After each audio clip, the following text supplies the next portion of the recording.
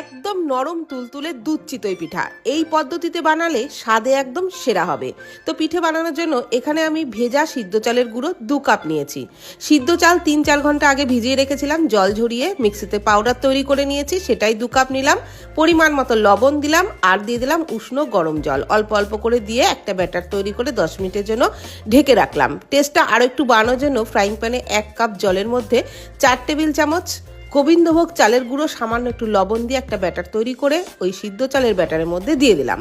ভালো করে মিশিয়ে নিলাম। দিয়ে দিলাম একটু শুকনো নারকেল পাউডার। সমস্ত কিছু খুব ভালো করে মেখে নিলাম আর মাখবার সময়তে অল্প অল্প উষ্ণ গরম জল দিয়ে মেখে ঠিক এই রকম টাইপের একটা ব্যাটার তৈরি করে নিলাম।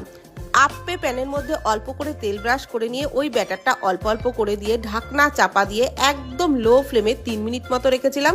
উল্টে অপর পাশটাও 1 মিনিট মতো রেখেছিলাম। তারপরই পিঠেগুলো তুলে নিলাম। আর এই